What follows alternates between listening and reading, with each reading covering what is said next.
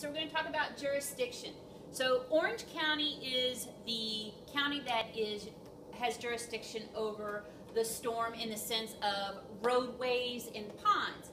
But South Florida also has jurisdiction over the ponds. Now, the design is whoever's the most conservative. So I looked up Orange counties, and I'm going to show you how to find it also, just so you know. Orange County says you have to meet pre-post discharge. You have to have a 25-year, 24-hour storm event is what your design event is, and that's for a pond, a wet pond. Now, roadways are actually designed at a different storm event, and parking lots are too. The design standards for water quality, we haven't gotten into that yet. Imagine that you were developing a site that was a gas station. So anything that hits on the floor of or on the ground of a gas station, you don't want it directly into your storm system. You want it to have some type of water quality cleanup before it gets to the pond and then out to Lake Okeechobee. So we have to talk about water quality also. Now, their water quality is either a ½ inch of runoff over the developed area or 1 inch of rainfall over the site. Most often, the 1 inch of rainfall over the site is the controlling one, whichever is greater. St. Johns River Water Management District says that you have to match pre and post, both in the peak discharge and the volume that you're discharging, acre feet of runoff. So you can't let more runoff than what came onto it, at least in a sense of timing. Now, you also have the 25-year, 24-hour for wet detention. Now, wet detention means literally like it sounds. It's a pond and it has water in it. You all have seen ponds out in Claremont that have big old bowls that have zero water in it. Those are still ponds, but those are dry, either retention or detention. Detention means I'm going to hold the water for a little while and then I'm going to release it through a control structure. Whereas a retention means I'm going to hold all the water until it drains through the ground at the bottom. Okay? Now, the design standards is either 1 inch of runoff over the drainage area, like Orange County, or 2.5% times the impervious area, excluding water bodies, whichever is greater. Okay? Typically in subdivisions, the 1 inch over the area is the controlling factor, and sometimes in commercial development, Home Depots where you have a lot of parking lot, the impervious calculations are actually going to make you have more runoff. Okay, so that would be the controlling. Now, I'm going to get out of this and I'm going to go back to Blackboard. Now, I want to show on Blackboard, it's actually underneath the project. Underneath the project, I have the Muni code for stormwater management. That should be a hyperlink. Let's check to see if it works. I didn't check today. Okay, so the Muni code, a lot of the counties have them. Orange County goes to a website called municode.com. Osceola County does not. They actually do everything through theirs through the Land Development Code. So I can type in Osceola County Land Development Code. Now, doesn't matter which counties you're in, you're either going to have a county that's going to tell you what their code is, their design standards. I keep saying code. It's a design standard, but everybody, they call it different things in different places. It's just what you have to design by. So in Osceola County, it's Chapter 4 Site Design Standards, and I want to show you these links because when you start working, if you're here in Central Florida, for the most part, you're going to be these two counties that you're going to be dealing with most often.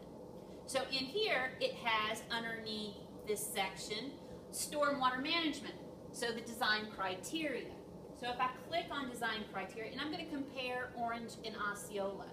If I compare, this is Osceola's, there has water quality and water quantity.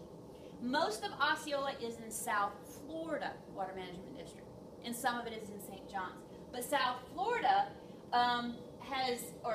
Osceola County, their design storm event is a 10-year, 72-hour.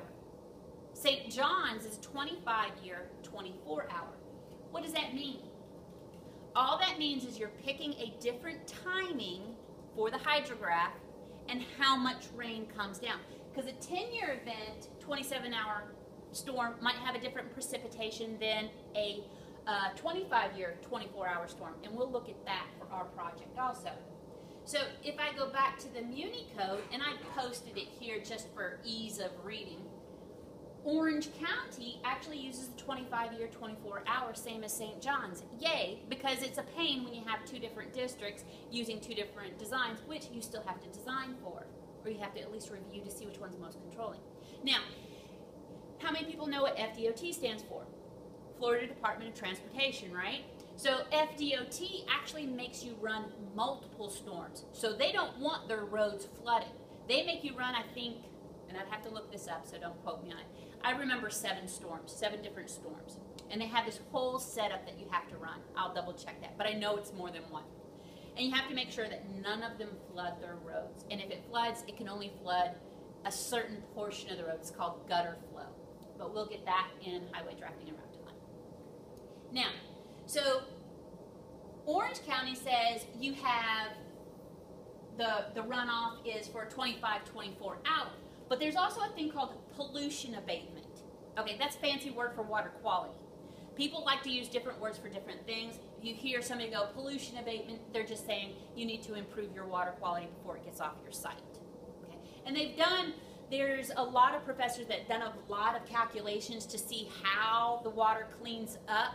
So it's called a residence time. So when rain hits a pond, it sits there for a little while, and then you know how there's dirt in water as it flows over, it picks up whatever's on the ground? Well, they've done calculations and they've done experiments, and they say all this stuff floats to the ground at a certain rate, and you need to hold the water a certain amount of time before you let it out. And that's a whole timing issue that you have to account for when you're doing these calculations. Not only just providing storage, but how long you have to hold it before you let it go downstream. Okay? So those are 2 different places. Now, I'm going to go ahead and go back to, there it is. I'm going to go to St. John's Water Management District. Now, this is a really nice how they've got it set up. Not all of them do. So this one's the tabbed. We're interested in part 3, the stormwater quality or quantity design. So you have in here flood performance. What is it supposed to be controlled by? Now, this is where they say in this section here where pre and post have to match. So projects for construction, depending on, right here, post-development peak rate, discharge must not exceed the pre-development peak rate of discharge for the 25 frequency, 24-hour duration. They do have exclaimers because they've got special districts that already get either too much water and they don't want more water sent to it, so it's conserved. Maybe, I'm guessing, lock and dam systems. Now they also have, if you scroll down here, they have stormwater quality. So this is what they say, okay, if you've got, and here's the thing, remember how I said there's wet ponds and there's dry ponds?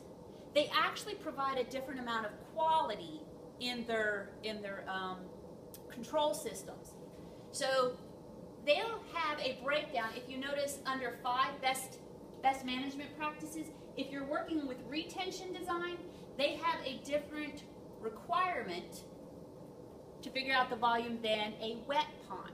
Okay, we're going to only be looking at wet ponds in this class, just to keep it streamlined, one example. But be aware there's other ones. If we have more time, we'll discuss them later. But I want to get, because it's mostly wet ponds here in Central Florida that we're using, okay, because the groundwater table is so high here.